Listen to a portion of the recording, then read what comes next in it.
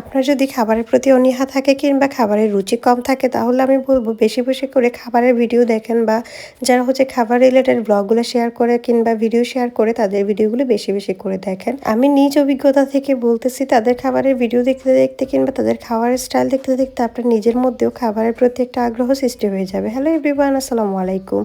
আমি সীমা চলে আসছি নতুন একটা ভিডিও নিয়ে। প্রথমে দেখতেছেন সকালবেলা ব্রেকফাস্ট রেডি করতেছি। আমি ফ্রোজেন পরোটা ভেজে নিচ্ছিলাম আর আমার হচ্ছে একদম মোস্ট ফেভারিট হচ্ছে চাটা বানিয়ে নিচ্ছিলাম। সকালের নাস্তায় আজকে ছিল আমার ফ্রোজেন পরোটা প্লাস হচ্ছে চা। পরোটা বানানোটা আমার খুবই ঝামেলার মনে হয়, যার কারণে হচ্ছে আমি ফ্রোজেন পরোটা কিনে নিয়ে আসছিলাম আর এখানে হচ্ছে চাটা বানিয়ে নিচ্ছিলাম। আর গরু দুধের চা খেতে অনেক বেশি মজা লাগে আমার কাছে। পাউডার দুধের চাইতে লিকুইড গরুর দুধে যে চাটা হয় সেই চাটাই বেশি মজার। এটা হচ্ছে আমাদের নিজেদের গরুর দুধের চা, সো এটা তো মজা হবে।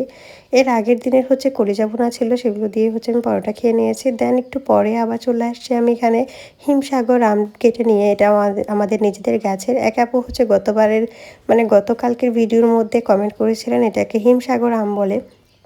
আমি জিজ্ঞাসা করছিলাম এটা কি হিমসাগর আম নাকি ল্যাংড়া আম, তো আপুটা হচ্ছে কমেন্টে রিপ্লাই দিয়েছিলেন আমি তো জানিই না এটাকে কি বলে। যাই হোক, আমটা অনেক বেশি মিষ্টি ছিল। আমটা খাওয়ার পর একটু পর হচ্ছে আমি গতকাল হচ্ছে কিছু লিচু এনেছিলাম বাজার থেকে, রাজশাহীর লিচু। সেই লিচুগুলো খাচ্ছিলাম আর এদিকে আমার ছেলে আমাকে লিচুগুলো ছিলে দিয়েছে।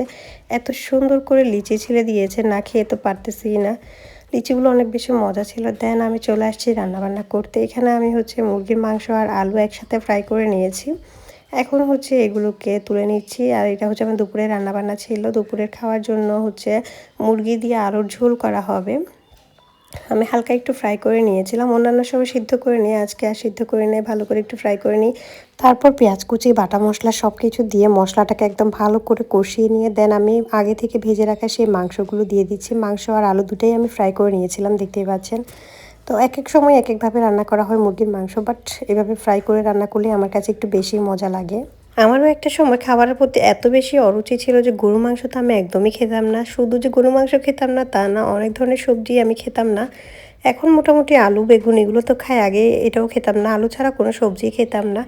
আস্তে আস্তে যখন আমি হচ্ছে খাওয়ার ভিডিওগুলো দেখি মাঝে মধ্যে মানুষের, তখন হচ্ছে আমার খেতে আগ্রহটা একটু আসে। যার কারণে আমি বললাম আপনাদেরকে খাওয়ার ভিডিওগুলো দেখলেই কিন্তু আপনারও খাওয়ার প্রতি একটু রুচি আসবে বা আগ্রহ আসবে।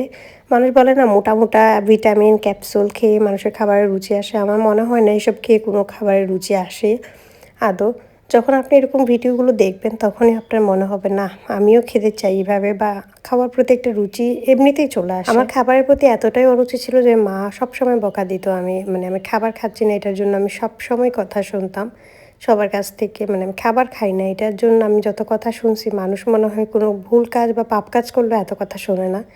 যাই হোক, আমার পুরো এলাকাবাসী পাড়া প্রতিবেশী সবার কাছ থেকে শুনতাম আমি খাবার খাই না খাবার খাই না এই কথাটা।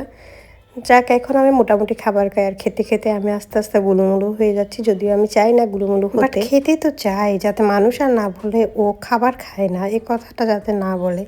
যাই হোক, খাওয়া দাওয়া শেষ করে আমি একটা ঘুম দিয়েছিলাম। ঘুম থেকে উঠে নদীর দিকে যাচ্ছিলাম আর যাওয়ার সময় একটা মটর ভাজা খেয়ে খেয়ে যাচ্ছিলাম নদীর পাড়ে, একটু বাতাস খেতে বা হাওয়া খেতে। যাই হোক, আজকের ভিডিওটা ছিল এই। যাদের হচ্ছে আমার ভিডিওটা ভালো লাগবে তারা অবশ্যই চ্যানেলটাকে সাবস্ক্রাইব করে পাশে থাকবেন। আজকের মতো বিদায়, আল্লাহ হাফেজ।